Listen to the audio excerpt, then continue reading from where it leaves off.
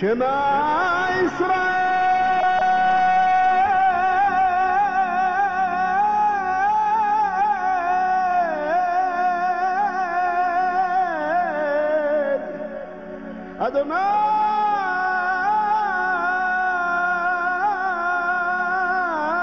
أدوناي إلهي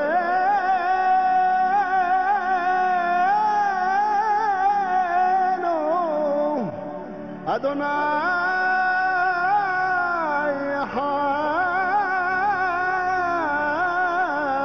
أحد أدوناي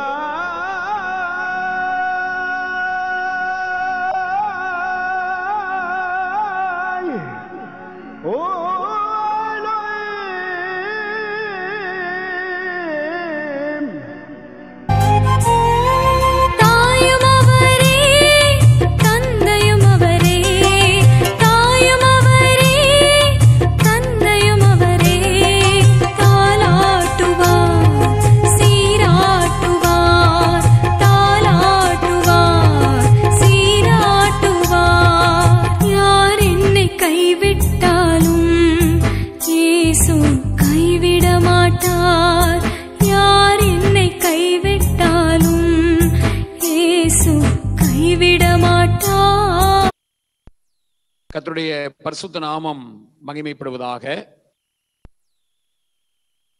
கடந்த 1ஆம் தேதி நம்ம தியானித்த அந்த வாக்கு தத்தத்தை சில வாரங்கள் நம்ம தொடர்ச்சியா படிக்க போறோம். நம்ம படிக்கிற இந்த காரியங்கள் அடுத்த மாசம்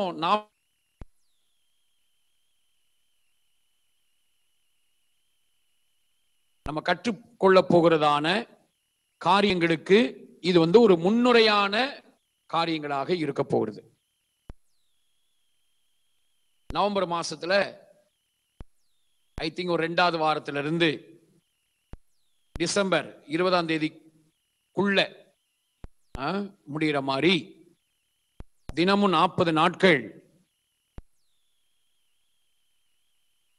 ஒரு சில முக்கியமான தலைப்புகள்ல நம்ம ஆண்டுடைய வார்த்தையை நம்ம படிக்க போறோம்.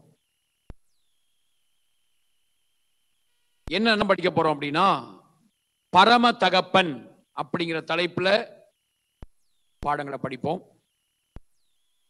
அதுக்கப்புறம் புத்திர சுவிகாரம் அப்படிங்கிற தலைப்புல நாம் அநேக விஷயங்களை நாம் படிக்க போறோம். அதுக்கப்புறம் இது கடைசி காலம்தானா,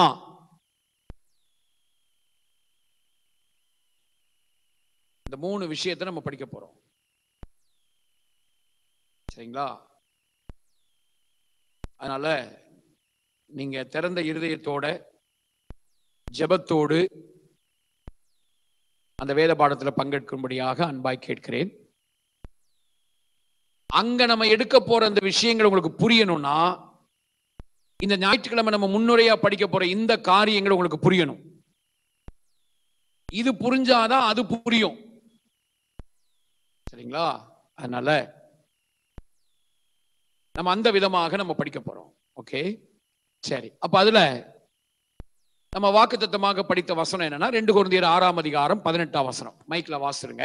அப்பொழுது நான் உங்களை ஏற்றுக்கொண்டு உங்களுக்கு பிதாவா இருப்பேன். சரி, அதான் முக்கியம். உங்களுக்கு என்னவா இருப்பேன்?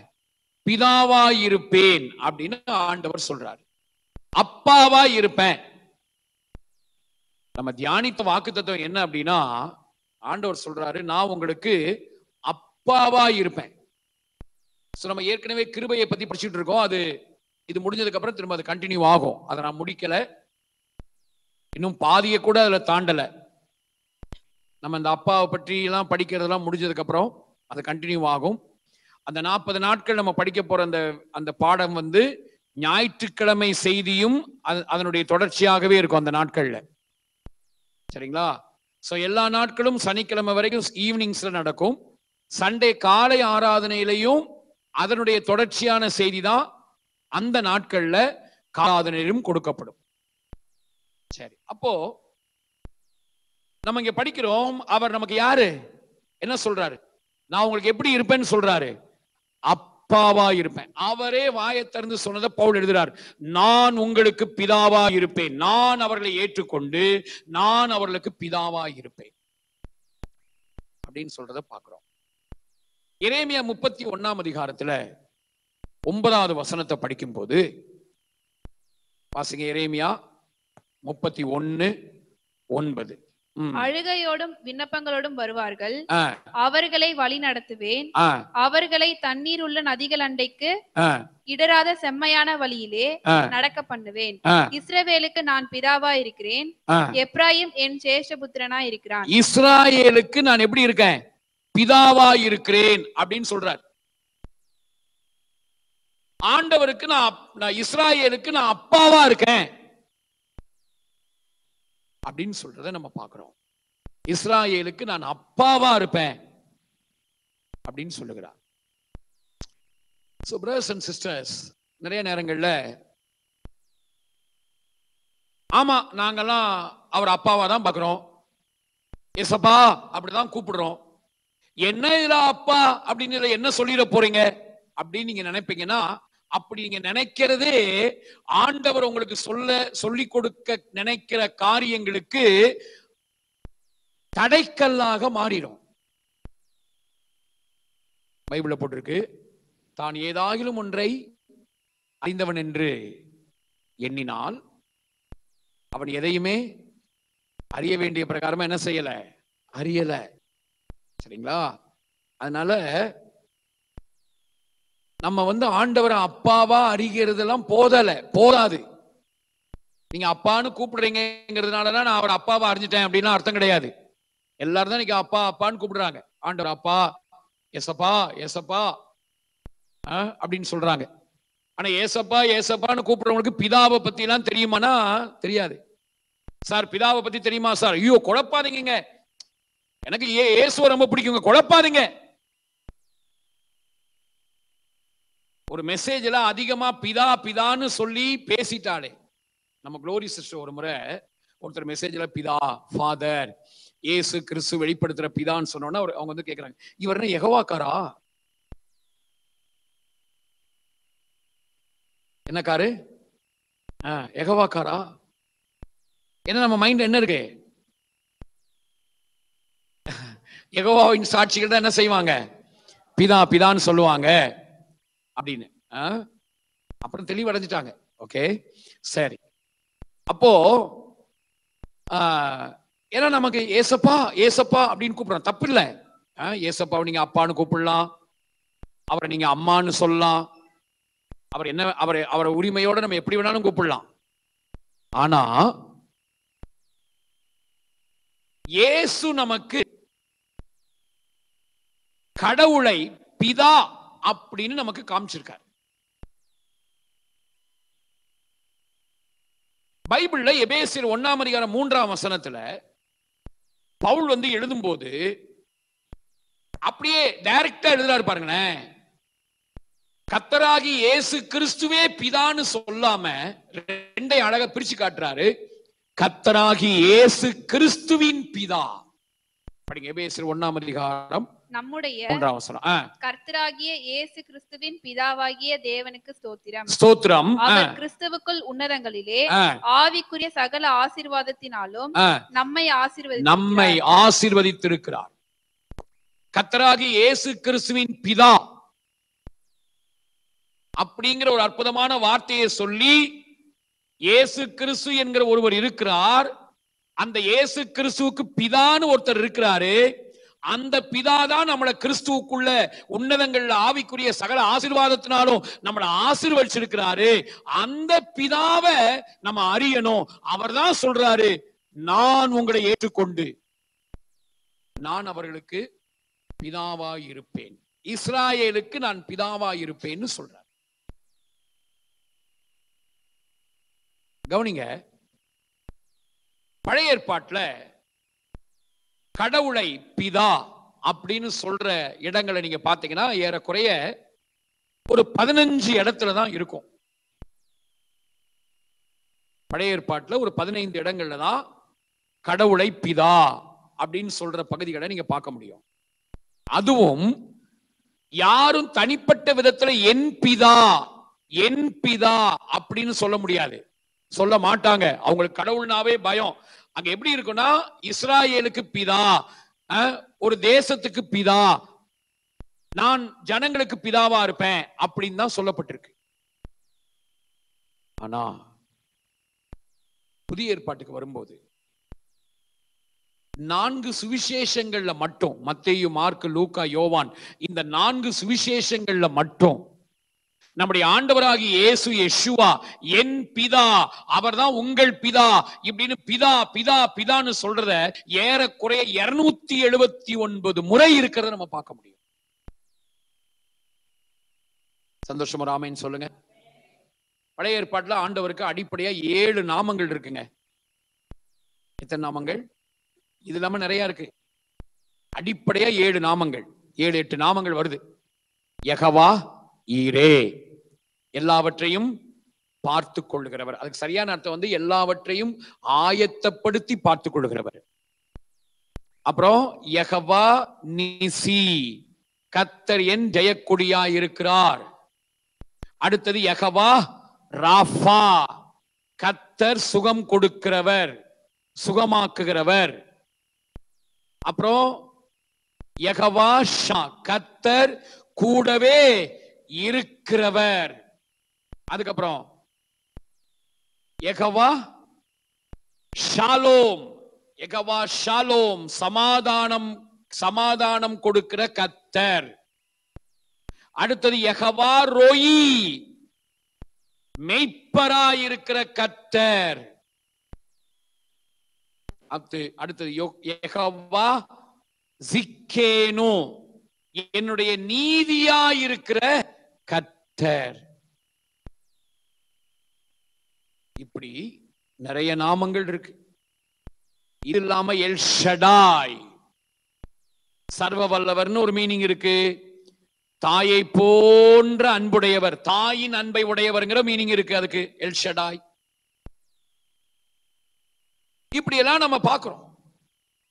ஆனா நம்முடைய ஆண்டவர் யெஷுவா, இயேசு இந்த பூமிக்கு வந்தப்போ இந்த எந்த நாமங்களையும் பேசாம ஒரே ஒரு பேரை சொல்றாரு. கடவுள் யார் தெரியுமா உனக்கு? அப்பா. அப்படின்னா என்ன அர்த்தம்? அவரை நீங்க அப்பாவா கூப்பிட்டு அவரை அப்பாவா அனுபவிக்கும் போது இந்த நாமங்களுக்குள்ள சொல்லப்பட்ட எல்லா விதமான காரியங்களும் ஆட்டோமேட்டிக்கா தானாகவே நமக்கு உரியதாக மாறி விடுகிறது. கையை தட்டி ஆண்டவருக்கு நன்றி செலுத்துங்க. நீங்க அப்பான்னு கூப்பிட்டீங்கன்னா அவர் யெகோவா ஈரேவா இருப்பாரு, யெகோவா ஷாலோமா இருப்பாரு, யெகோவா ஷம்மாவா இருப்பாரு, யெகோவா ராஃபாவா இருப்பாரு, யெகோவா நிசியா இருப்பாரு, யெகோவா சிக்கேனுவா இருப்பாரு, யெகோவா ரோஃபேகாவா, யெகோவா ரோயியா எல்லாமா இருப்பார். அதனால இந்த இயேசு கிறிஸ்துவின் பிதாவைத்தான், அவரை பற்றி தான் நமக்கு இயேசு கிறிஸ்து அவரை எப்படி காமிச்சிருக்கிறாரோ அந்த விதமாக ஆண்டவராகிய இயேசு நேரடியாகவும் தம்முடைய பரிசுத்தவான்கள் மூலமாகவும், அடுத்து பழைய ஏற்பாட்டில் ஆங்காங்கே அவருடைய தன்மைகள் சொல்லப்பட்டிருக்கு பாருங்க, அது எல்லாத்தையும் இணைத்து அவர் நமக்கு இப்பேற்பட்ட அப்பாவா இருக்காரு அப்படிங்கிறத நம்ம விளங்கிக் கொள்ள போறோம். சோ அதுல நான் உங்களுக்கு போன அந்த 1ஆம் தேதி அன்னைக்கு முதல் குறிப்பை மட்டும் சொன்னேன். ஆண்டவர் அப்பாவா நம்ம பார்க்கும்போது, அவர் நமக்கு அப்பாவா வெளிப்படும் போது என்னெல்லாம் அதுல இருக்கு ஞாபகம் இருக்கா? என்ன சொன்னேன்? வெளியேறுதலும் உட்புகுதலும். எது வெளியேறும், எது உட்புகுந்துரும்? அவர் அப்பான்னு கூப்பிட நம்பிக்கை உள்ள வந்துரும். ஆண்டவரை அப்பான்னு கூப்பிடும் போது நமக்கு இருக்கிற எல்லா பயமும் வெளியே போயிடும். ஏன்? அந்த ஹீப்ரு வேர்டு, அப்பாவுக்கான ஹீப்ரு வேர்டு நமக்கு அதை தான் சொல்லுது. அப்பா அப்படிங்கிற எபிரேய வார்த்தை ஆப், அலேஃப் பேத். ஆப் என்ன அர்த்தம்? ஆலேஃப்னா பெலன், பேத் அப்படின்னா வீடு. அவர் யாரா இருக்காரு? வீட்டின் பெலனா இருக்காரு. என்னுடைய தனிப்பட்ட வாழ்க்கையாகிய வீட்டின் பலன் அவர்தான், என் குடும்பமாகிய வீட்டின் பலன் அவர்தான், இந்த சபையாகிய வீட்டின் பலனும் அவர்தான். எல்லா வீட்டின் பலனும் அவரா இருக்கிறதுனால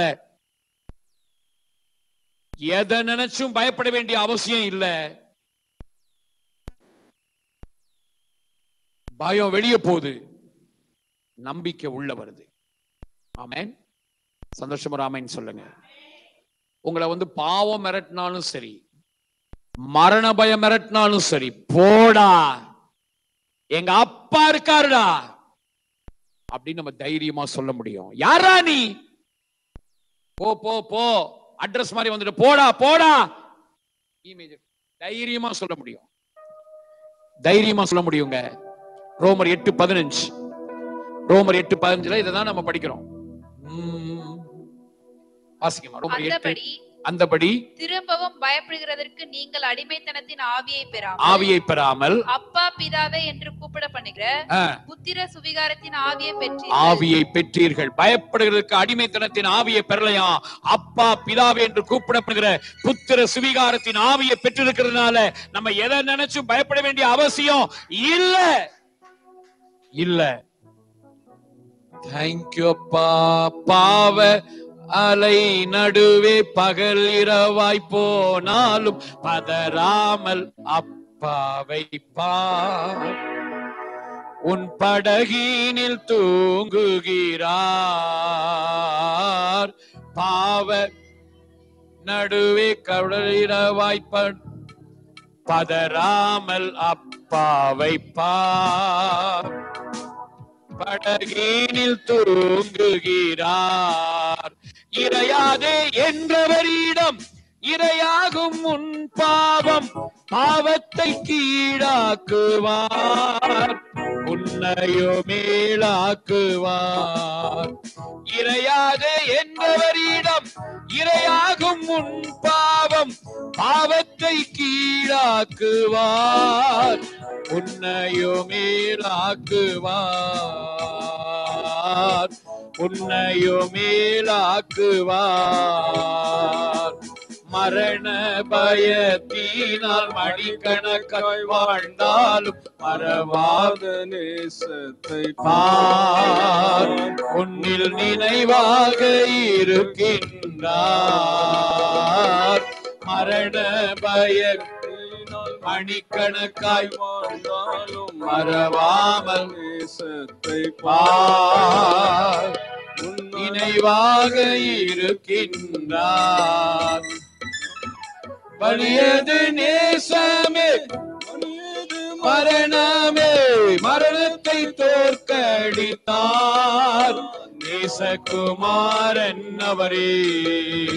வலியது நேசமே மரணமே, மரணத்தை தோற்கடித்தார் நேசகுமாரன் அவரே,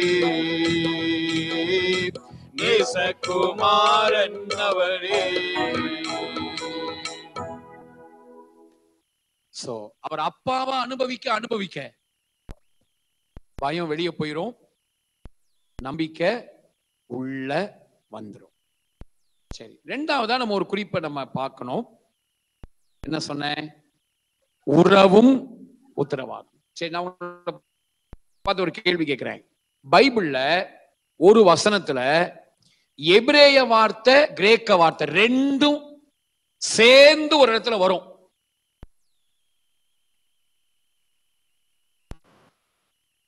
எந்த வசனம் யாரை கண்டுபிடிக்க முடியுதா?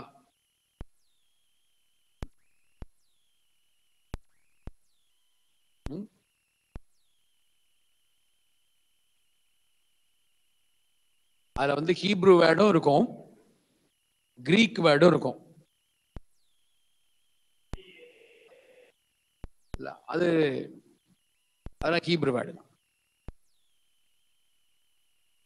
சரி, இப்படி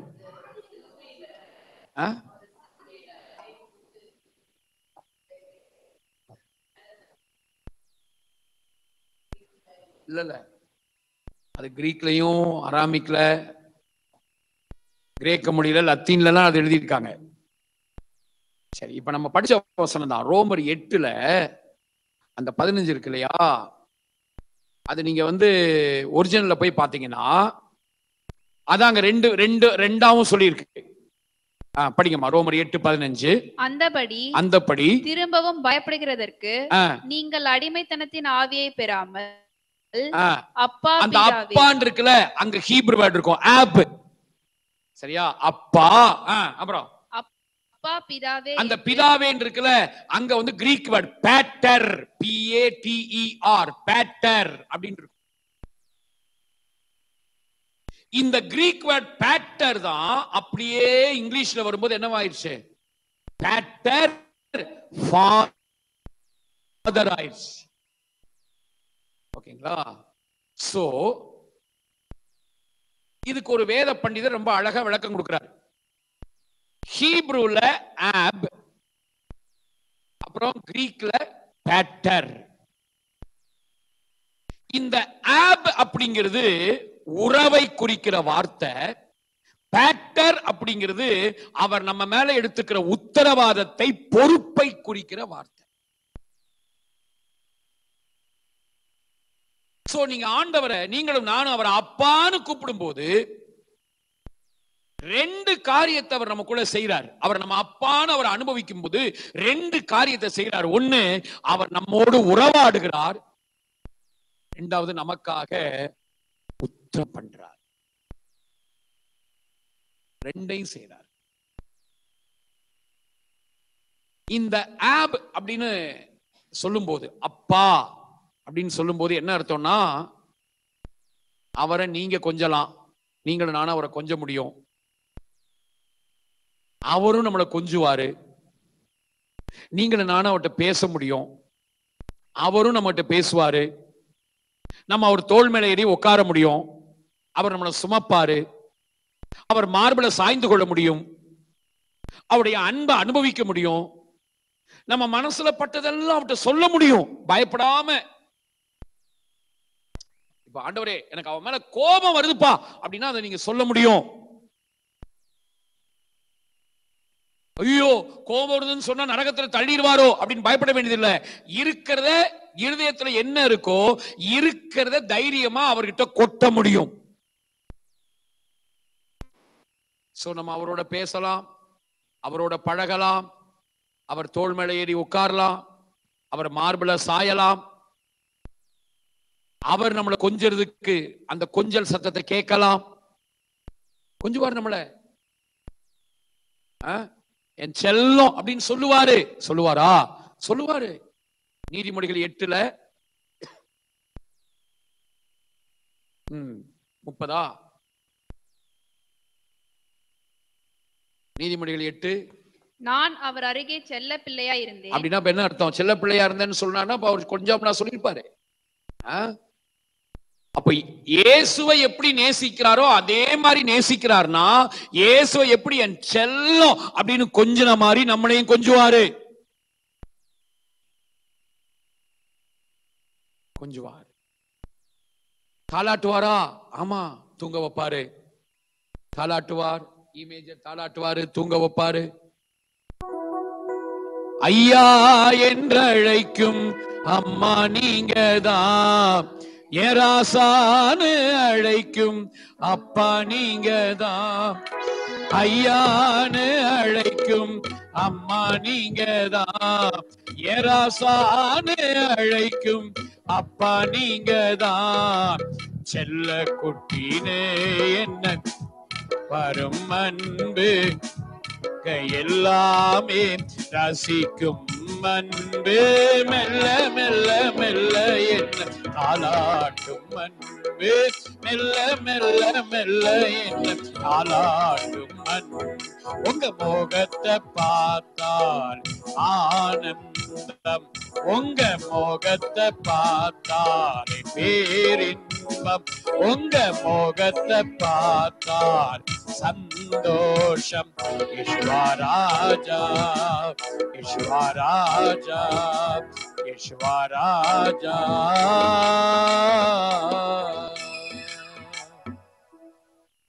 கொஞ்சுவார் நம்மள, என் ராசா அப்படின்னு கொஞ்சுவார். திருவேற்காடுக்கு போயிட்டு இருக்கோம். எனக்கு பின்னாடி ஒரு அம்மா, கல்யாணம் ஆன ஒரு ஐ திங்க் கல்யாணம் ஆகி கொஞ்ச நாள் தான் ஆயிருக்கும் போல, ஒருத்தங்க குழந்தை. அதாவது நாங்கள் கோயம்பேடுலேருந்து திருவேற்காடு பஸ்ஸில் போயிட்டு இருக்கோம். அது அப்படியே இந்த பிள்ளைய பஸ்ல தான் உட்காந்துருக்கோம், அதெல்லாம் பார்க்கல. அது பாட்டில் அம்மா பெத்த செல்லம், நான் இறங்கினோன்னு அது வாங்கி தரேன் என்னமோ சொல்லுது. நான் அதுல நான் திருத்துவத்தை பார்த்தேன். திரியேக தேவன் இதை எவ்வளவா ரசிக்கிறார். இந்த பிள்ளையை கொஞ்சறத ஆண்டவர் எவ்வளவு ரசிக்கிறார். So brothers and sisters, ஆண்டவரை பார்த்து அப்பா ஆப் அப்படின்னு சொல்றது என்னன்னா, அது உறவோடு சம்பந்தப்பட்ட வார்த்தை. கொஞ்சி குலாவி அவர் மடியில உட்கார்ந்து அவர் நம்மளை தாளாட்டி இப்படியெல்லாம் அவர் நம்மளை அப்படியே அரவணைக்கிறது, அணைக்கிறது, இதெல்லாம் நம்ம கற்பனை செஞ்சு உணர்ந்து அவர் நம்மளை தோள் மேல உட்கார வச்சிருக்காரு. நான் ஒரு தோள் மேல இருக்கேன், எல்லா பாவம் வியாதி எல்லா காரியங்களும் எல்லாமே அவருக்கு கீழே இருக்கு, அதை நான் ஒண்ணும் பண்ண போறது இல்ல, அவர் மிதிச்சு நாசமாக்கிடுவாரு. இதெல்லாம் உறவு. சரிங்களா? அதான் அந்த ஆப் அப்படிங்கிற வார்த்தை. அடுத்தது இந்த பேட்டர், பிதா அப்படிங்கிற அந்த கிரீக் வேர்ட் இருக்குல்ல, அது எதை குறிக்குதுன்னா, அவர் வெறும் உறவாடிட்டு அதோட நிறுத்துறது கிடையாது. உறவு உண்மையா இருந்தா கண்டிப்பா உண்மையா நம்மளோட உறவுல இருக்கிறவங்க கண்டிப்பா என்ன செய்வாங்க? உத்தரவாதம் பண்ணுவார்கள். நம்முடைய வாழ்க்கையினுடைய எல்லா காரியத்தையும் அவர் பொறுப்பெடுக்கிறார். நம்முடைய தேவைகள், நம்முடைய பலவீனங்களை எப்படி சரிப்படுத்துறது, பொருளாதார நெருக்கடியை எப்படி மாத்துறது, நமக்கு இருக்கிற பயங்களை எப்படி நீக்குவது, குடும்பத்துல வர்ற பிரச்சனைகளை எப்படி மாத்துறது, கணவன் மனைவிக்குள்ள சரியான அண்டர்ஸ்டாண்டிங் இல்ல பிள்ளைங்களுக்குள்ள சரியான ஒரு காரியங்கள் இல்ல, இந்த மாதிரி பிரச்சனைகள் எல்லாம் எப்படி மாத்துறது, இந்த உலகத்துல வாழ்ற வாழ்க்கைய வாழ வேண்டிய பிரகாரமா வாழ்வதற்கு என்ன செய்யணுமோ அத்தனையும் செய்வதற்கு அவர் உங்க மேல என் மேல பொறுப்பெடுத்திருக்கிறார். சந்தோஷமா ஆமென் சொல்லுங்க. ரோமர் 8:32, ரோமர் 8ஆம் அதிகாரம் 32ஆம் வசனத்துல நம்ம அதை பார்க்க முடியும். தம்முடைய சொந்த குமாரன் என்றும் பாராமல் நம் எல்லாருக்காகவும் அவரை ஒப்பு கொடுத்தவர் அவரோட கூட மற்ற எல்லாவற்றையும் நமக்கு அருளாதிருப்பது எப்படி? சொந்த குமாரன்னு பார்க்காம அவரையே நமக்காக தந்தார். அந்த சொந்த குமாரனோட சேர்த்து நமக்கு அவசியமான அத்தனை காரியங்களையும் நமக்கு தார். நமக்கு அவசியமான அத்தனையும் தந்திருக்காருங்க. சுகம், ஆரோக்கியம், பலன், சமாதானம், சந்தோஷம், தைரியம், குடும்பம் கட்டி எழுப்பப்படுவது, என்னென்ன நம்ம வாழ்க்கைக்கு நம்ம வாழ்க்கையினுடைய காரியங்களுக்கு என்னென்ன பொறுப்பு எடுக்கணுமோ அத்தனை பொறுப்புகளையும் அவர் எடுத்திருக்கிறார். பிரதர், சிஸ்டர், இப்படி ஒரு நல்ல அப்பா நமக்கு இருக்கிறார். இப்படி ஒரு நல்ல அப்பா நமக்கு இருக்காரு. நேத்தும் முந்தா நாள் தெரியல, முந்தா நாள் அன்னைக்கு குளிச்சுக்கிட்டு இருக்கும்போது நம்ம வேளச்சேரி கிடியன்கிட்ட இருந்து ஒரு ஒரு லிங்க் ஒன்று அனுப்பியிருந்தாரு. அந்த லிங்க்ல என்னன்னா, இந்த கோயம்பேடு பக்கத்துல அரும்பாக்கம் அங்க ஒரு அது என்னது, ஷூ எல்லாம் போட்டிருக்காங்க. எல்லாம் நல்ல தரமான ஷூஸ் எல்லாம் குறைந்த விலைக்கு ஆஃபர் போட்டிருக்காங்க அப்படின்னு சொல்லி ஒரு இது அனுப்பியிருந்தார். இப்போ போவாஸ் என்கிட்ட பாத்ரூம் கிட்ட வெளியே நின்று சொல்றான், அப்பா இந்த மாதிரி கிடியன் இந்த மாதிரி அனுப்பியிருக்காங்கப்பா, எனக்கு ஷூ சரியான செருப்பு இல்லை, அந்த செருப்பு இல்லைன்னு சொல்றத என்னால அக்செப்ட் பண்ணிக்க முடியல. நான் இப்ப குடிச்சிட்டு இருக்கேன். நான் இருக்கும் போது அவன் இல்லைன்னு எப்படி சொல்லலாம்? என் பையன் நான் இருக்கேன், அவனுக்காக நான் இருக்கும்போது அவன் எப்படி இல்லைன்னு சொல்லலாம் அப்படின்னு சொல்லிட்டு வெளியே வந்து நான் சொன்னேன், டேய் அப்பா நான் இருக்கும்போது சொல்றது எல்லாத்தையும் நான் பாத்துக்குவேன். ஒருவேளை அங்க ஷூ கிடைச்சா எடுப்போம், அங்க இல்லையா எங்க ஷூ வாங்கணுமோ அங்க பெஸ்டா பணத்தை செலவு பண்ணி வாங்குவோம். இயேசு சொல்றாரு, பொல்லாதவர்களாய் இருக்கிற நீங்களே உங்க பிள்ளைகளுக்கு இப்படி இருப்பீங்கன்னா. எங்க இருக்கு அந்த வசனம்? மத்தேயு 7ல அவர் எப்படி பொறுப்படுத்திருக்காருங்கிறத பாருங்களேன். மத்தேயு 7ஆம் அதிகாரத்துல அங்க போட்டிருக்கு 11ஆம் வசனம். மத்தேயு 7:11. ஆகையால் பொல்லாதவர்களாகிய நீங்கள் உங்கள் பிள்ளைகளுக்கு நல்ல ஈவுகளை கொடுக்க அறிந்திருக்கும் போது, அங்க இருந்து படிக்கும், அப்பதான் டேஸ்ட். அப்பத்தை கேட்டால் பத்தாது. உங்களில் எந்த மனுஷனானாலும் தன்னிடத்தில் அப்பத்தை கேட்கிற தன் மகனுக்கு கல்லை கொடுப்பானா? மீனை கேட்டால் அவனுக்கு பாம்பை கொடுப்பானா? ஆகையால் பொல்லாதவர்களாகிய நீங்கள் உங்கள் பிள்ளைகளுக்கு நல்ல ஈவுகளை கொடுக்க அறிந்திருக்கும் போது பரலோகத்தில் இருக்கிற உங்கள் பிதா தம்மிடத்தில் வேண்டிக் கொள்கிறவர்களுக்கு நன்மையானவைகளை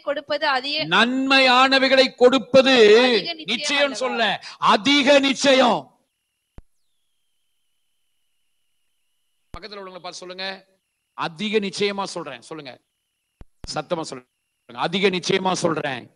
வெறும் நிச்சயமா சொல்லுங்க, வெறும் நிச்சயமா மட்டும் இல்ல, அதிக நிச்சயமா சொல்றேன்.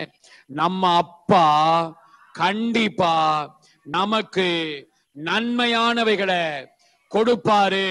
அப்படி கொடுக்கிறதுக்காக அவர் நம்ம மேல பொறுப்பெடுத்து இருக்கிறாரு.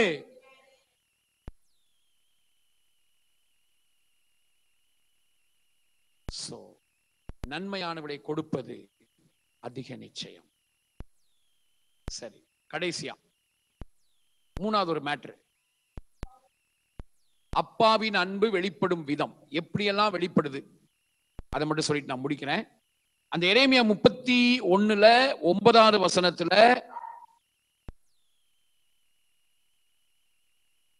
அங்க வந்து நான் இஸ்ராயேலுக்கு அப்பாவா இருப்பேன் அப்படின்னு 9ஆம் வசனத்துல சொல்றாரு.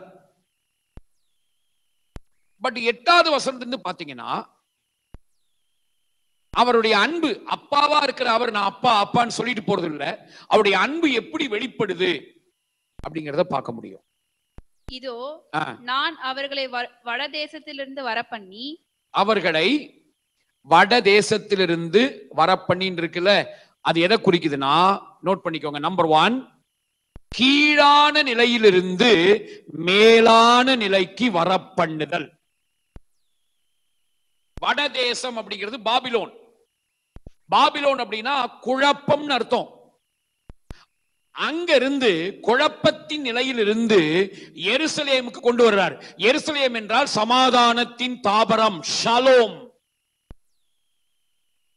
அப்படியானா குழப்பம் என்கிற கீழான நிலையிலிருந்து தரித்திரம், அந்த தரித்திர மனநிலை என்கிற கீழான நிலையிலிருந்து சமாதானத்தின் தாபரம் என்று சொல்லப்படுகிற ஷலோம், ஒன்றும் உடைக்கப்படாத, ஒன்றையும் இழக்காத மேலான நிலைக்கு அப்பா நம்மளை கொண்டு வருகிறார். கீழான நிலையிலிருந்து இமேஜ் கொடுப்பான். கீழான நிலையிலிருந்து என்ன செய்யறாரு? மேல கொண்டு வராரு. கவனிங்க, அது அப்படியே நான் சொல்றத பாருங்க. கீழே இருக்கிற உங்களை மேல கொண்டு வந்துருவாரு. உங்களை அடிக்கடி கீழே தள்ளிச்சுல, அந்த பாவத்தை கீழே தள்ளி அழிச்சிருவாரு. பாவத்தை அந்த அடி பாவலை நடுவே பகலிரவாய் போனாலும் பதறாமல் அப்பாவை பார், உன் படகினில் தூங்குகிறார். இறையாதே என்றவரிடம் இரையாகும் உன் பாவம், பாவத்தை கீழாக்கு உன்னையோமே பாழாக்குவார். இரையாதே என்றவரிடம் இரையாகும் உன் பாவம், பாவத்தை பாழாக்குவார், உன்னையோ மேலாக்குவார், உன்னையோ மேலாக்குவா.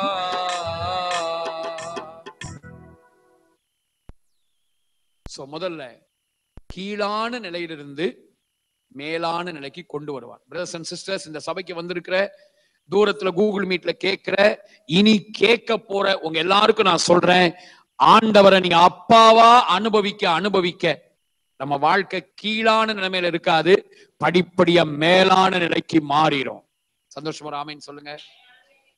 இப்படி சொல்றேன், கையேந்தி பவன்ல சாப்பிடுற நிலைமை போய் 5 ஸ்டார் ஹோட்டல்ல சாப்பிடுற அளவுக்கு நம்முடைய நிலைமை உயர்ந்துரும். சந்தோஷமா ஆமென் சொல்லுங்க. சரி, ரெண்டாவது என்ன ஆகும்னா, தொடர்ந்து நீங்க அதை படிக்கும்போது, அவர்களை பூமியின் எல்லைகளிலிருந்து கூட்டி வருவேன் சொல்றாருல, அது எதை குறிக்குதுன்னா, பரிதபிக்கப்பட்ட நிலைமையை மாற்றி பாதுகாப்பாய் நடத்துகிறவர். ஏன் வருவேன்னு சொல்லிட்டால, கூட்டி வருவேன் அப்படின்னா என்ன அர்த்தம்? என் பாதுகாப்புக்குள்ள நான் வச்சிருப்பேன், அவங்களை நான் பரிதபிக்க விட மாட்டேன். சோ பரிதபிக்கப்படத்தக்க நிலைமையிலிருந்து பாதுகாப்பான நிலைமைக்கு கொண்டு வருதல். இது ரெண்டாவது அவர் செய்யறது. மூணாவது, அதே 8ஆம் வசனத்துல,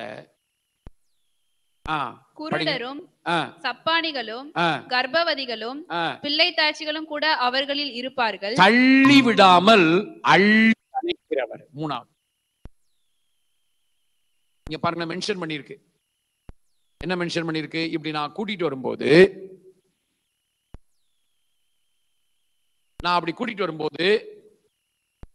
அதுல அந்த குரூப்ல யாரெல்லாம் இருப்பாங்களாம்? அதாவது நடந்து வர முடியாத, மற்றவங்க உதவி இல்லாம நடந்து வர முடியாத ஒரு குரூப் அங்க இருக்கு. அதுதான் கூட, அவர்களும் கூட இருப்பார்கள். யாரெல்லாம்? திரும்ப படிமா. யாரெல்லாம் அங்க இருப்பாங்களா? குருடரும் சப்பானிகளும் கர்ப்பவதிகளும் பிள்ளை தாய்ச்சிகளும் கூட அவர்களில் இருப்பார்கள். இவங்களெல்லாம் எல்லாரும் காமனா வரும்போது இவங்களையும் கூட சேர்த்து நடத்திட்டு வர்றது கஷ்டம். ஆனா அவங்களும் கூட இருப்பார்கள். இப்ப உங்களுக்கு பைபிள் நல்லா படிக்கிறவங்களா இருந்தா உங்களுக்கு ஒரு கேள்வி வந்திருக்கணும். அப்படியா பாஸ்டர், அப்ப மத்தேயு 24 மார்க்ல எல்லாம் இப்படி போட்டிருக்கே பாஸ்டர், பால் கொடுக்கிறவர்களுக்கும் பிள்ளை தாய்ச்சிகளுக்கும், ஐயோ அது எங்க இருக்கு அந்த வசனம்? இங்க அப்பா சொல்றாரு, அவங்க எல்லாம் இருப்பாங்க, அவங்கள நான் தள்ள மாட்டேன், அவங்களையும் தான் கூட்டிட்டு வருவேன் கூட.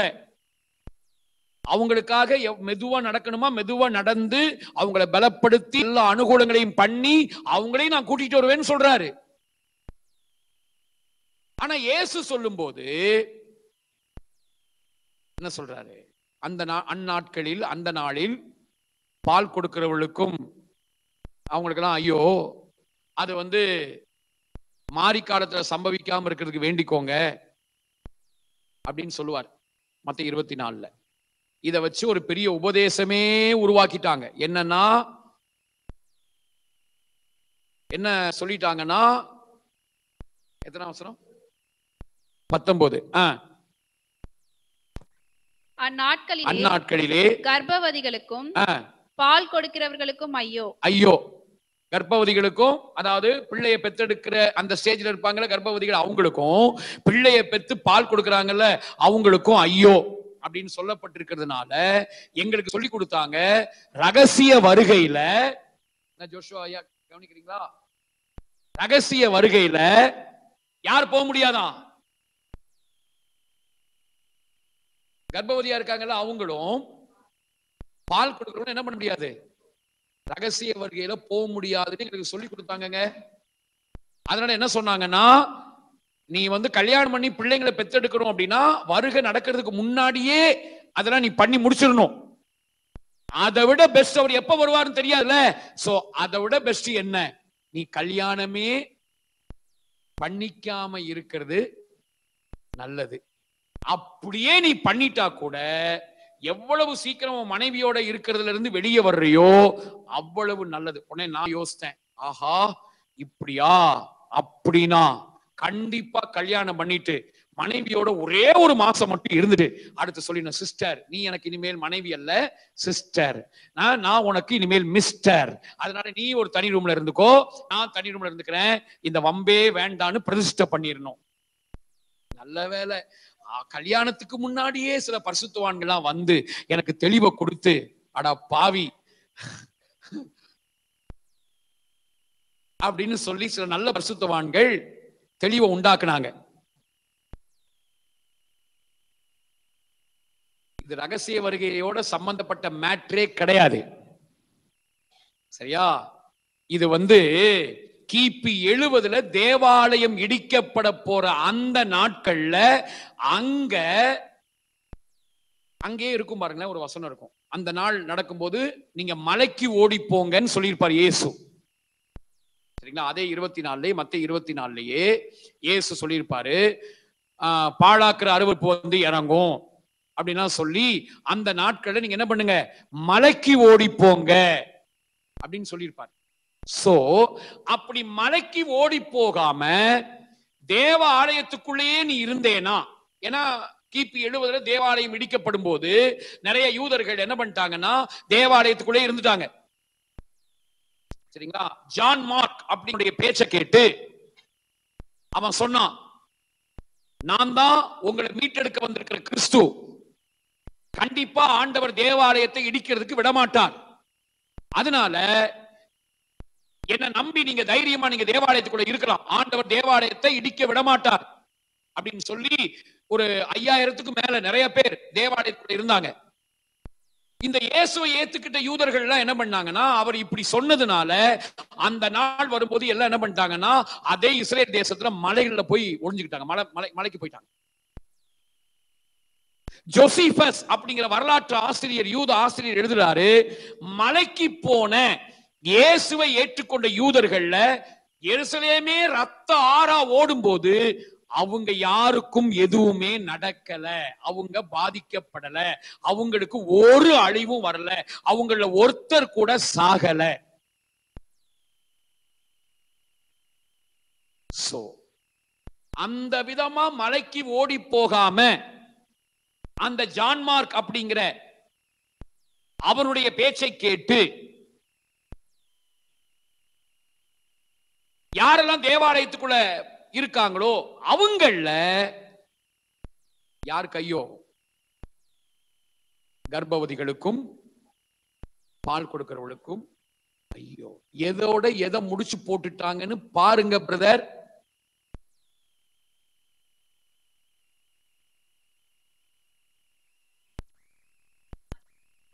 எத்தனைல வருது? 16 வருது, 15 16 இருக்கு. அதனால நம்ம நிறைய தெளிய வேண்டி இருக்கு, நிறைய தெளிய வேண்டி. அதனாலதான் பாருங்க, இந்த ரகசிய வருகைங்கிற மேட்ரை சொல்லியே நம்ம மைண்ட கீழே கொண்டு போயிட்டாங்க. உலகத்துல எதையுமே செய்யாம எதையுமே பண்ணாம சம்பாதிக்க கூடாது, அது பண்ணக்கூடாது, சொந்த வீடு வாங்கிடக்கூடாது. இவனுங்க இந்த ரகசிய வருகையை வச்சே மக்களை மிரட்டி இவனுங்க பெரிய ஆளாயிட்டானுங்க. இத கேட்டு நம்பின மக்கள் பாவம், சொந்த வீடு இல்ல, எல்லாருக்கும் என்ன ரகசிய வருகையில இயேசு வருவாரு, எனக்கு அங்க தங்கத்தால செய்யப்பட்ட வீடு இருக்கு அப்படின்னு நம்பி நம்பி நம்பி சொந்த வீடு இல்ல, பிள்ளைகளுக்கு எதுவுமே சேர்த்து வைக்கல, எதுவுமே செய்யல, பிள்ளைகளை டாக்டர் இன்ஜினியரிங் படிக்க வைக்கல. டேய் வருகை இருக்குடா, ஏதோ சும்மா நீ ஏதோ ஒண்ணு ஏதோ படிச்சா போதும்டா அப்படிங்கிற மாதிரியே மைண்ட செட் பண்ணி விட்டு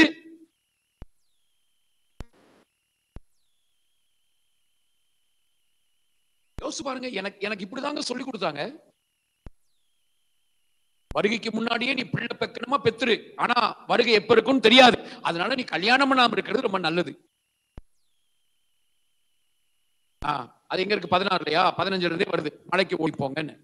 மேலும் பாழாக்குகிற அருவருப்பை குறித்து தானியேல் தீர்க்கதரிசி சொல்லியிருக்கிறானே, வாசிக்கிறவன் சிந்திக்க கடவன். நீங்கள் அதை பரிசுத்த ஸ்தலத்தில் நிற்க காணும் போது யூதேயாவில் இருக்கிறவர்கள் மலைகளுக்கு ஓடி போக கடவர்கள். அப்ப இந்த யூதேயா மலைக்கு ஓடி போங்கன்னா சொல்றதுல இருந்து நமக்கு தெரியுது, இது 2000 வருஷத்துக்கு அப்புறம் நடக்க போற சம்பவத்தை சொல்லல. அங்க இருந்து ஒரு 40 வருஷத்துக்குள்ள கிபி 30 இயேசு சொல்றாரு. 40 வருஷம் அவங்களுக்கு ஒரு கிரேஸ் பீரியட் கொடுக்கிறாரு யூதர்களுக்கு இயேசுவை ஏத்துக்கிறதுக்கு. அதுக்கப்புறம் அந்த 70வது வருஷத்துல தேவாலயம் இடிக்கப்பட்டு போகுது. உங்களுக்கு ஏற்றுக்கொள்ள மனசு இருந்தா மத்தேயு 24ஆம் அதிகாரத்துல சொல்லப்பட்ட அநேக விஷயங்களும், மார்க் 13ஆம் அதிகாரத்துல சொல்லப்பட்ட அநேக விஷயங்களும், லூக்கா 21ஆம் அதிகாரத்துல சொல்லப்பட்ட அநேக விஷயங்களும், வெளிப்படுத்தின விசேஷத்தில் சொல்லப்பட்ட முக்கால்வாசி விஷயங்களும் கிபி 70க்குள்ளாக நடந்து முடிந்த கதை.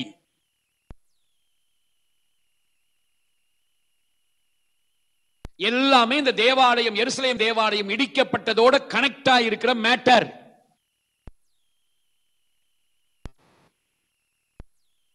இதை பத்தி டீட்டெயிலா படிக்கணுமா? அந்த 40 நாள் ஸ்டடீஸ்ல டீட்டெயிலா இது கடைசி காலமா அப்படிங்கிற தலைப்புல படிப்போம். உங்களுக்கு எதிர்கருத்துக்கள், கேள்விகள் எல்லாம் இருந்துச்சுன்னா இங்க கேள்வி கணைகளை தொடுக்கலாம். சரியா? எவ்வளவு பயங்கரமான கேள்வியை நீங்க கேட்கலாம் இதுக்கு எதிர்த்து. யார வேணாலும் அட்டன் பண்ண வைங்க. சரியா? யார வேணாலும் அட்டன் பண்ண வைங்க. அவங்கள வச்சு நீங்க கேள்வி கேட்க வைக்கலாம்.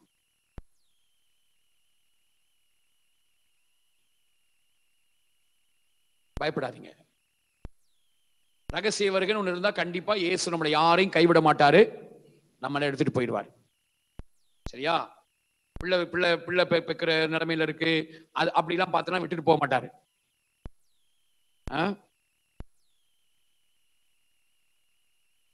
சோ இங்க அப்பாவுடைய இருதயத்தை பாருங்க. அந்த குரூப்ல யாரும் இருப்பாங்க? பிள்ளை தாட்சிகள், குருடர்கள், கண் தெரியாதவங்க, சப்பானிகள் எல்லாம் இருப்பாங்க. அவங்களையும் நான் என்ன செய்ய மாட்டேன், தள்ள மாட்டேன், அள்ளி அணைத்து கொண்டு அவங்களையும் நான் கூட்டிட்டு வருவேன்னு சொல்றாரு. அப்பதான் நான் சொன்னேன், அவர் யாரு? தள்ளி விடாமல் அள்ளி அணைக்கிறவர். அடுத்தது 9ஆம் வசனம், அந்த எரேமியா 31:9. அழுகையோடும் விண்ணப்பங்களோடும் வருவார்கள், அவர்களை வழி நடத்துவேன், அவர்களை தண்ணீர் உள்ள நதிகள் அண்டைக்கு இடராத செம்மையான. சொல்றாரு, அழுகையோடும் விண்ணப்பத்தோடும் வருவார்கள். அந்த 8 படிச்சிட்டீங்களா? 8 முடிஞ்சதா? மகா கூட்டமா இவ்விடத்துக்கு திரும்புவார்கள்.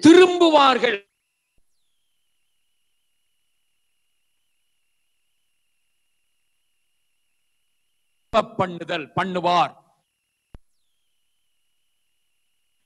வெளிப்படுத்தின விசேஷம் 2ஆம் அதிகாரம் 4ஆம் வசனத்துல, நீ ஆதி அன்பை இழந்தாய் அப்படிங்கிற குறைவு உன் பேர்ல எனக்கு இருக்குப்பா, அதனால நீ மனம் திரும்பி ஆதியில் செய்த கிரியைகளை நீ செய்வாயாக சொல்றார் இல்லையா? அந்த நிலைக்கு நேராக ஆண்டவரே நம்மளை கொண்டு வர்றார். நம்ம எங்கெல்லாம் விழுந்தோமோ அந்த விழுந்த நிலையிலிருந்து நம்மை திரும்பவும் எழும்ப பண்ணுகிறார். திரும்பவும் நம்மளை எழும்ப பண்றாரு. சரிங்களா? இது 4வது. 5வது 9ஆம் வசனம். அழுகையோடும் விண்ணப்பங்களோடும் வருவார்கள், அவர்களை வழி நடத்துவேன், அவர்களை தண்ணீர் உள்ள நதிகள் அண்டைக்கு இடராத செம்மையான வழியிலே நடக்க பண்ணுவேன். அந்த தண்ணீர் உள்ள நதிகள் அண்டையில் நடத்துவேன் இருக்குல்ல, அது எதை குறிக்குதுன்னா செழிப்பு. அப்போ தரித்திரத்தை மாற்றி செழிப்பில் நடத்துகிறவர் அவர். அப்பாவா இருக்கிறதுனால அவருடைய அன்பை எப்படி காட்டுறாருன்னா, பாவர்ட்டியை தூக்கி போடுறாரு, பிராஸ்பரிட்டியை கொடுக்கிறார். தரித்திர நிலைமையை மாற்றி நம்மை செழித்திருக்க பண்ணுகிறவர், செழித்திருக்க பண்றார். சரிங்களா? இது 5வது. அதனால இந்த தரித்திர மனநிலையெல்லாம் தூக்கி போட்டுடணும். அண்ட ஒரு வீடு, ஏதோ இந்த ஏதோ அப்படின்னாவே கொஞ்சம் டேஞ்சர். நல்லா இருக்கீங்களா பிரதர், ஏதோ அப்படின்னு சொன்னாலே உள்ள என்ன இருக்கு? என்னங்க இருக்கு? என்ன மைண்ட் இருக்கு உள்ள? நல்லா இருக்கீங்களான்னா என்ன சொல்லணும்? நல்லா இருக்கேன், அப்பா நல்லா வச்சிருக்காரு,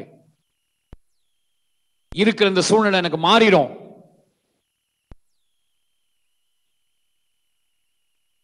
ஏதோ அண்ட ஒரு வீடு குடிக்க கொஞ்சம் கஞ்சிங்க, ஒரு ஒரு ஒரு ஒரு துணி கொடியில தொங்கணும், ஒரு தொடி ஒரு ஒரு ஒரு துணி வந்து உடம்புல தொங்கணும். இன்னைக்கு இதெல்லாம் பரிசுத்தம் அப்படின்னு நினைக்கிறாங்க.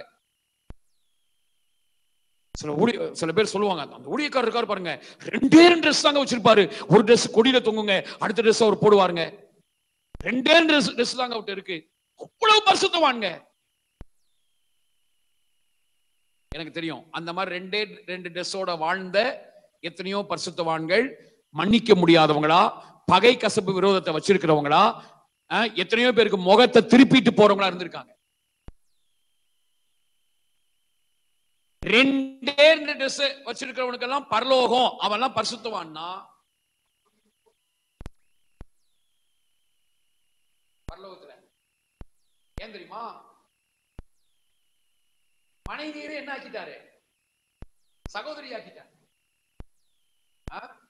கட்ட மனைவியே விட்டாருங்க அவரு.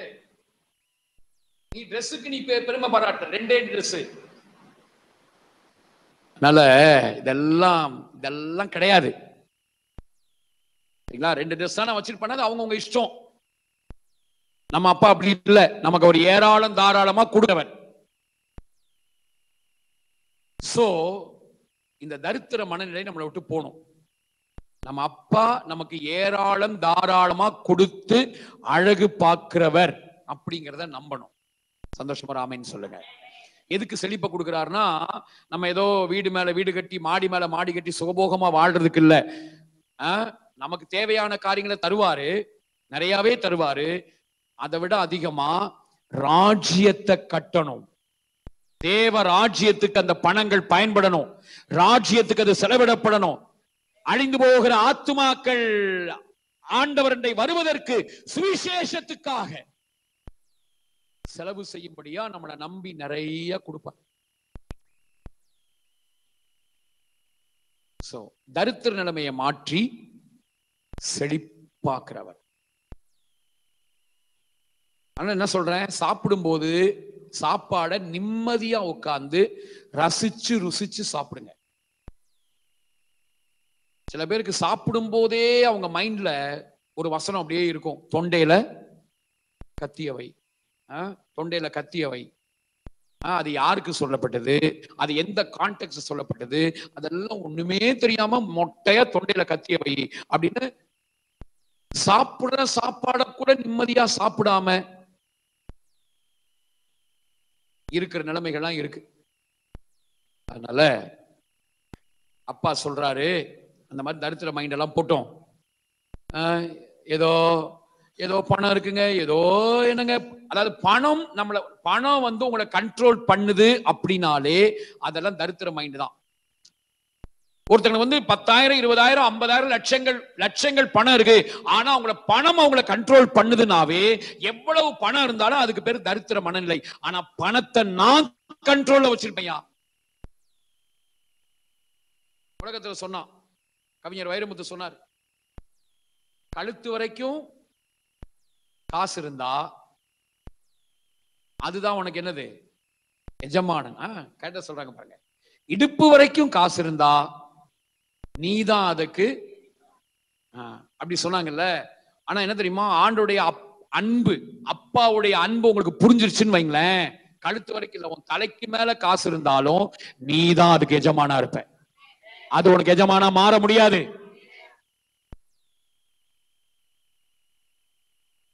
சோ செழிப்பு. கடைசியா அந்த 9ஆம் வசனத்துல கடைசி வேர்டு எப்ராயிம் சேஷ்டபுத்திரன் இருக்குல்ல. சேஷ்டபுத்திரன் அப்படின்னா பெறுகிறவன் அர்த்தம். அப்ப ஆண்டவர் அவர் நமக்கு அப்பாவா இருக்கிறதுனால கொடுக்கிற எல்லாத்தையும் எப்படி கொடுப்பாரு, ரெட்டிப்பாய் கொடுக்கிற. 6வது விஷயம், ரெட்டிப்பாய் கொடுக்கிறவர்.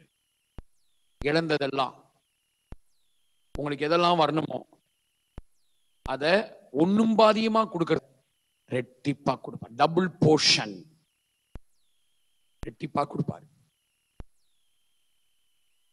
சோ இப்படியெல்லாம் செய்து தம்முடைய அன்பை வெளிப்படுத்துகிற ஆண்டவர். இப்படியெல்லாம் நமக்கு பெஸ்டா கொடுத்து இந்த பூமியில வாழ வச்சு, அந்த வருகை அப்படிங்கிற ஒரு விஷயம் வரும்போது, அந்த எடுத்துக்கொள்ளப்படுதல்ங்கிற மேட்டர் வரும்போது, அங்கேயும் பெஸ்டான நிலைக்கு நம்மளை வைப்பார். எப்படி? மரித்து உயிரோட எழும்புறதுங்கிறது செகண்டரி. பட் அதை விட பெஸ்ட் எதுனா, ஏனோக்கு உயிரோட இருந்து எடுத்துக்கொள்ளப்பட்ட மாதிரி இயேசு வருகிற வரைக்கும் உயிரோட இருந்து எடுத்துக்கொள்ளப்படும் நிலைக்கு அப்பா நம்மளை கொண்டு வருவார். எழுந்து நிற்போம். மீதி உள்ளதை நம்ம கண்டினியூ பண்ணுவோம். இன்னும் நிறைய நம்ம படிக்க வேண்டியிருக்கு. அப்பா, நம்ம ஆண்டவர் உங்களுக்கு எனக்கும் அப்பாவா இருக்கிறார். அவர் நமக்கு அப்பாங்க. அவர் அப்பாவா அனுபவிக்க இத்தனை காரியங்களையும் நம்ம வாழ்க்கையில பெற முடியும். நல்ல தகப்பன் அவர், நல்ல தகப்பன். தேங்க்யூ அப்பா, தேங்க்யூ அப்பா. உள்ளத்தால் அவரை தள்ளினும் தம் உள்ளம் போல நேசித்ததினா. அப்பா அவரே உள்ளத்தால் அவரை தள்ளினும் தம் உள்ளம் போல நேசித்ததினால் அல்லல் யாவும் அகற்றிடவே ஆதிதேவன் பலியானாரே. அல்லல் யாவும் அகற்றிடவே ஆதிதேவன் பலியானாரே. இயேசுவின் மாறா அன்பீதே அதினாழம் அறியலாகுமோ. இதற்கிண ஏதும் வேறில்லையே, இண ஏதும் வேறில்லையே. இதற்கிண ஏதும் வேறில்லையே, இண ஏதும் வேறில்லையே. இயேசுவின் மாறான் நாளும் அறியலாகுமோ. இதற்கிண ஏதும் வேறில்லையே, இண ஏதும் வேறில்லையே. இதற்கிண ஏதும் வேறில்லையே, இண ஏதும் வேறில்லையே. மத்தேயு 24 வெளிப்படுத்தின விசேஷத்தெல்லாம் சொன்னதுனால பாஸ்டர் வருகை இல்லைன்னு சொல்லிட்டாருன்னு யாரும் பயப்படாதீங்க. வருகை எல்லாம் இருக்கு. 2ஆம் வருகை இருக்கு, எடுத்துக்கொள்ளப்படுதல் இருக்கு. ஆனா அங்க சொல்லப்பட்டது அது இல்ல. சரியா? அதுதான் நம்ம புரிஞ்சுக்கணும். அங்க சொல்லப்பட்டதுல நிறைய விஷயங்கள், முக்கால்வாசி விஷயங்கள் இந்த வருகையோடு, நம்ம இப்ப எதிர்பார்த்துட்டு இருக்கிற வருகையோடு சம்பந்தப்பட்ட மேட்டர்ஸ் கிடையாது அப்படின்னு தான் நான் சொல்றேன். பட் வருகை இல்லையா? நிச்சயமா இருக்கு. ஆசீர்வதிக்கப்பட்ட நம்முடைய நம்பிக்கையே அதுதான். சோ அப்பா நல்லவர், அப்பா நல்லவர். ரெட்டிப்பா நமக்கு தருவாருங்க. ரெட்டிப்பான நன்மைகளை நமக்கு கொடுப்பாரு. நம்மளோட உறவாடுறது மட்டும் இல்ல, உத்தரவாதம் பண்ணி இருக்கிற ஒரு நல்ல அப்பா. இந்த அப்பாவுக்காக கைகளை தட்டி ஆண்டவருக்கு நன்றி செலுத்தி கர்த்தரை ஸ்தோத்திரம் பண்ணுங்க. நல்லா கைகளை தட்டி ஆண்டவருக்கு நன்றி செலுத்தி கர்த்தரை ஸ்தோத்திரம் பண்ணுங்க. ஷாப்ரா ஹாரா பாலா காரா ஷேபா லாபாரா காரா பாலா காரா பாலா. இயேசுவின் மாறான் மீதே அதினாழம் அறியலாகுமோ. இதற்கிண ஏதும் வேறில்லை, இண ஏதும் வேறில்லையே. இதற்கிண ஏதும் வேறில்லையே,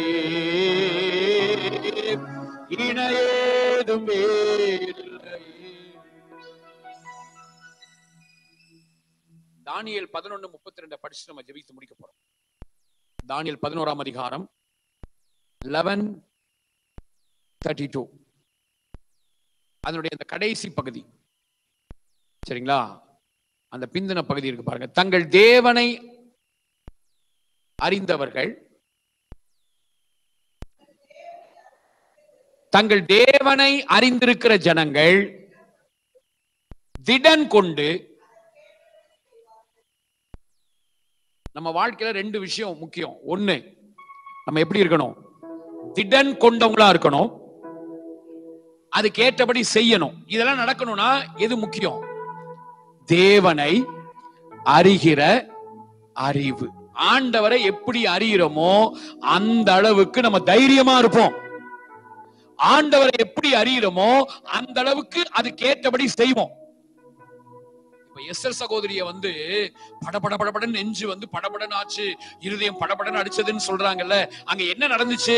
அவங்க சொன்ன அந்த மேட்ரு அவங்களுக்குள்ள போய் அறிவுல அது கலந்த உடனே, அது அறிவா மாறின உடனே என்னாச்சு? படபடன்னு அடிக்குது இல்லையா? அதே அங்க காரியங்கள் மாறுதல் ஆகும் போது அந்த படபடப்பு நீங்குது. அப்போ நம்ம எதை கேட்கிறோம், நம்ம கேட்கறது மூலமா நம்ம எதை அறிகிறோம், அதை பொறுத்துதான் நம்முடைய வாழ்க்கை. நம்ம பயந்து போய் எதையுமே செய்ய முடியாம போறதும் அறிகிற அறிவு தான். நம்ம எதை அறிகிறோங்கிறது முக்கியம். கடவுளை பத்தி நீங்க தப்பா அறிஞ்சீங்கன்னா, அவர் எப்படி இருக்காரோ அப்படி அறியாம வேற விதமா அறிஞ்சோம்னா நமக்கு இருக்கிற தைரியம் போயிரும், எதையுமே செய்யாம போயிரும். பட் அறிகிற அறிவு நமக்குள்ள சரியான விதத்துல வர வர வர நமக்கு ஒரு தைரியம் வந்துரும், வீரியம் வந்துரும். நம்ம செய்கிறவர்களா இருப்போம், செயல்படுவோம். தேங்க்யூ அப்பா, நமக்கு நன்றி. பிதாவே, நாங்கள் துதிக்கிறோம். இந்த வார்த்தைகளுக்காக உமக்கு நன்றி செலுத்துறோம்ப்பா. நீங்களுக்கு அப்பாவா இருக்கிறதுக்காக உமக்கு நன்றி. நீங்க எங்களுக்கு சொல்லிக் கொடுத்த எல்லா வார்த்தைகளுக்காக உமக்கு நன்றி. இன்னும் நாங்க ஓப்பன் ஹார்ட்டடா இருக்கோம்ப்பா. எங்களோட நீங்க பேசுங்க, இடைப்படுங்க, உங்க வல்லமையை விளங்க பண்ணுங்க. எங்க ஜனங்க எல்லாரும் இந்த நாட்கள் அதிகமா உங்களை அப்பாவாவே அனுபவிக்க உதவி செய்யுங்கப்பா, உதவி செய்யுங்க. உங்க ஆண்டவர் இயேசுவா நாமத்தில் ஜெபிக்கிறோம் எங்கள் நல்ல பிதாவே, ஆமென். ஷ்மா இஸ்ராயேல் அடோனாய் எலோகேனோ Adonai God. Shema Israel Adonai Eloheinu Adonai God. Shema Israel Adonai Eloheinu Adonai God. எல்லாரும் சேர்ந்து சொல்லுவோம். என் ஆத்துமாவே கர்த்தரை ஸ்தோத்திரி, என் முழுமே பரிசுத்த நாமத்தை ஸ்தோத்திரி. என் ஆத்துமாவே கர்த்தரை ஸ்தோத்திரி, அவர் செய்த சகல உபகாரங்களையும் மறவாதே. அவர் அக்கிரமங்களை எல்லாம் மன்னித்து நோய்கள் எல்லாம் குணமாக்கி பிராணனை அழிவுக்கு விலக்கி மீட்டு உன்னை கிருபை நாடி சூட்டி நன்மையினால் வாயை திருப்தி ஆக்குறார். கழுகுக்கு சமானமாய் வயது திரும்ப வாழ வயது போல ஆகிறது. ஒடுக்கப்படுகிற யாவருக்கும் கர்த்தர் நீதியையும் நியாயத்தையும் செய்கிறார். ஆமென். எல்லாம் இடதுகைய இருதயத்தில் வைத்து வலதுகை ஆண்டவருக்கு நேராக உயர்த்தி, இவரேகா இவரேகா யாவே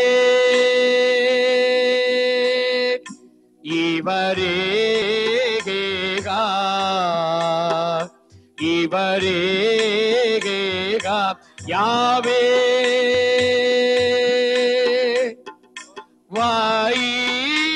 வைஷ்மரேகா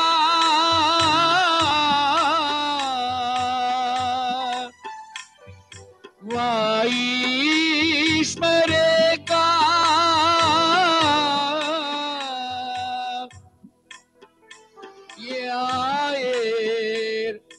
யாவே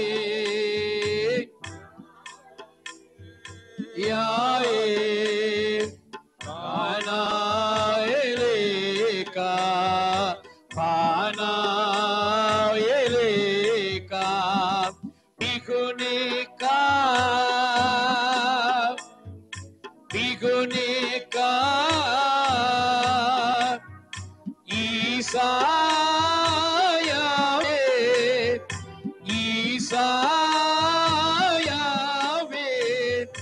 Yana Eleka Mana Eleka Vayasim Leka Vayasim Leka Shalom Shalom Shalom. கர்த்தர் உன்னை ஆசீர்வதித்து உன்னை காக்க கடவர்.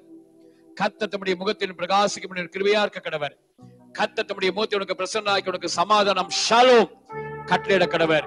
நம்முடைய கர்த்தராகிய இயேசு கிறிஸ்து யெஷுவா ஹமஷியாவுடைய கிருபையும் பிதாவாகிய தேவனுடைய அன்பும் பரிசுத்தாவுடைய அந்யோன்ய ஐக்கியமும் இன்னும் என்ற சதா காலங்களிலும் நம்முடைய சில பரிசுத்தவான்களோடும் கர்த்தருடைய வருகை வரைக்கும் நம்ம எல்லாரையும் காப்பதாக. கிறிஸ்துவுக்குள் உன்னதங்களில் ஆவிக்குரிய சகல ஆசீர்வாதத்தினாலும் நம்மை ஆசீர்வதித்திருக்கிற ஆண்டவர் எந்த விதமான வியாதிகள், பலவீனங்கள், தீமைகள், மரணம் ஒன்றும் அணுகாமல் நம்முடைய ஆண்டவர் யெஷுவா இயேசு வருகிற வரைக்கும் நம்மை உயிரோடு அவரே நமக்கு ஜீவனும் தீர்க்காயுசுமாக இருந்து நம்மை வாழ்ந்திருக்க செய்வாராக.